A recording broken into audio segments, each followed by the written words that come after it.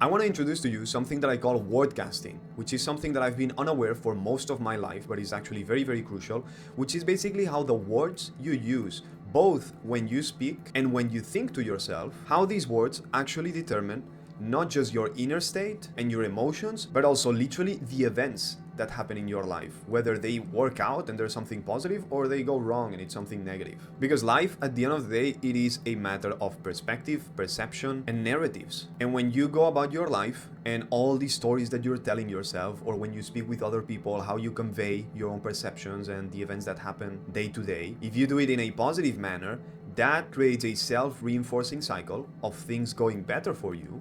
But a lot of people, they do it in the negative way. And if you actually pay attention to how a lot of people think, how a lot of people describe things that happen in their own lives, it is very negative. And same thing, self-reinforcing, and that what causes is for more negative things to happen. I remember when I was at Luke Belmar's place and we were speaking, I was gonna ask him a question, and I said something along the lines of, hey, I wanna ask something, maybe this is a stupid question, but...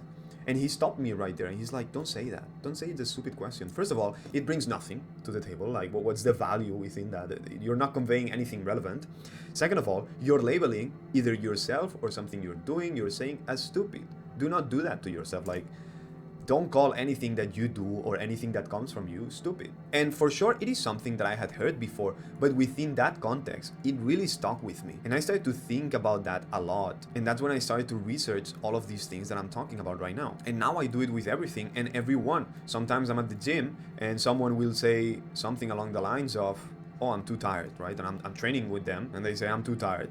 And I literally tell them, don't say that. Or they say, I have no energy today. And the thing is that when you say these things, you're actually getting more tired. You're taking away your energy. You're just creating that reality for yourself. This is kind of similar to that video that I made titled Stop Talking About Your Problems, in which when people are constantly focusing on how depressed they are and how anxious and how, like, you're just telling yourself this story over and over and over again, it's just a self-reinforcing cycle. You're just making yourself more depressed and more anxious. But now what I'm talking about today is that on the flip side, if you start telling yourself how amazing you can be, how great something is going to work out, but not just the outcome itself, but your inputs, how great you're gonna do, how much you're gonna work in this thing. That has a lot of power. You have to avoid this dark side because it just kills your soul, your energy, everything. This whole placebo and nocebo thing, which a lot of people talk about, it's not just about pills, right? We know that it works with pills, which is just another completely different topic, but it's fascinating that this is so effective, placebo, and we don't take it way more seriously than we do. For some reason, we're like, oh yeah, this fake pill cured whatever disease that this person was having. Oh yeah, it's not relevant because it was actually not the pill, it was his mind.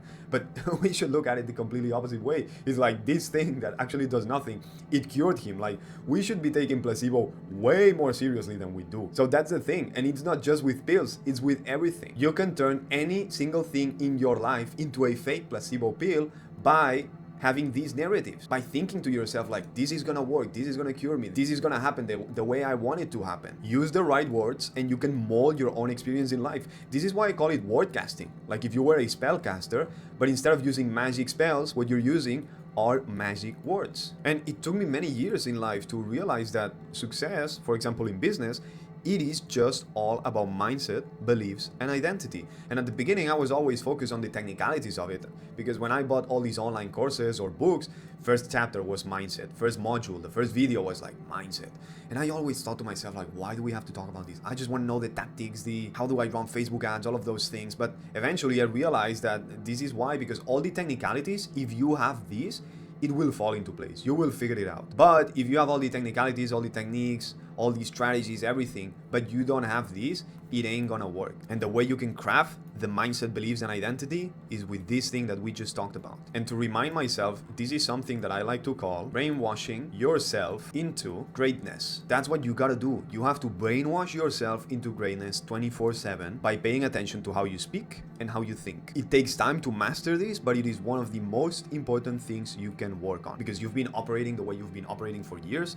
So it's gonna take a lot of work and also a lot of attention. You have to pay attention and be be aware of how you're thinking. The key is awareness. Once you start to notice it, you can change it. If you don't notice it, you cannot change it. So anyways, that's it for this video. I hope it was clear and that it was helpful. Subscribe to the channel. Tomorrow I'm gonna release a video on why handsome guys get rejected. I think it's interesting because it's a very different take to what a lot of people think that I haven't heard anyone else talk about online. So make sure you subscribe so you don't miss that video. Also follow me on Instagram. You're gonna find the link for that in the description. And let me know what you think of the videos, what you like, what you don't like. Tell me your stories. I wanna get to know you guys. And that's it. And hopefully I will see you on the next video. Take care. Peace.